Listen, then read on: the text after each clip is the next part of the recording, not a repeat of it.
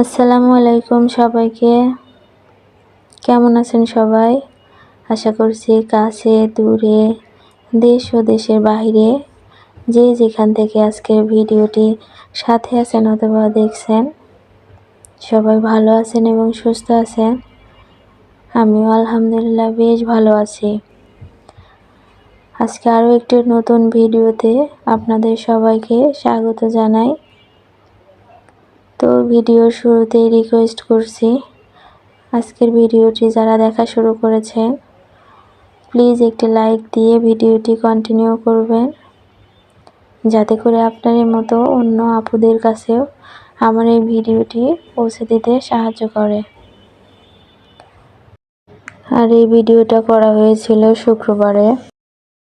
তো শুক্রবারে দেখা যায় যে ভিডিও করলেও সেটা আমি দিতে পারি না, একসাথে কাজ করে আবার ভিডিও এডিট করা হয় না। তো আস্তে ধীরে আজকে ভিডিওটি শেয়ার করলাম। তো প্রথমেই আমি সকালবেলা একটু দেরিতেই ঘুম থেকে উঠেছি আর কি। ঘুম থেকে উঠে তারপর আমি রান্নাঘরে চলে এসেছি জাতীয় নাস্তা বানাইতে। আমার কাছে মনে হয় যে রুটি ভাজি প্রতিদিনের সপ্তাহে 6 দিনের মধ্যে 4 দিনই খাওয়া হয়। রুটিগুলা বেলে নেওয়া হয়ে গেছে, আমি এখন সেঁকেও নিচ্ছি। আর আজকে আর তেমন কোনো ভাজি করা হয়নি। আগের দিনের রাতে গরুর বট রান্না করা ছিল, যার কারণে আজকে আর ভাজি করা হয়নি, ওটা শুধু গরম করে নিব। তো নাস্তা খাওয়া শেষ করে আমি ঘরের অন্য কাজগুলাও সেরে নেব বাজার থেকে আসার আগে।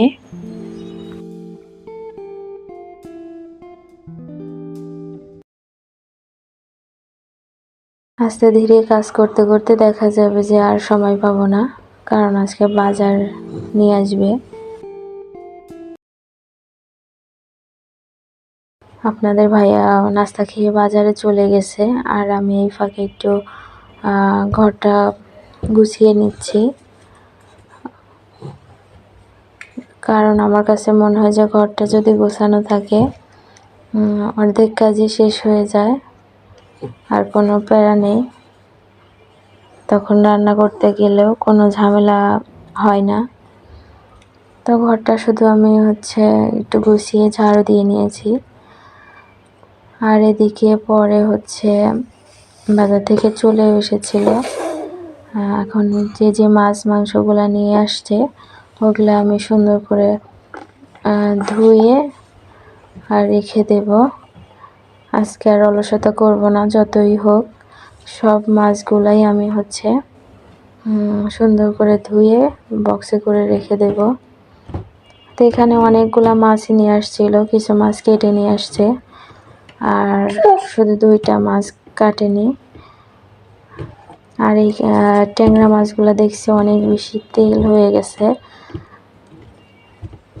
এখন মনে হয় শীতের দিনে এই জন্য আর কি মাছের অনেক বেশি তেল হয়ে গেছে। তো আগে থেকে বক্সগুলো আমি ধুয়েও নিয়েছিলাম, এখন সবগুলা বক্সের মধ্যে আমি মাছগুলো রেখে দেব।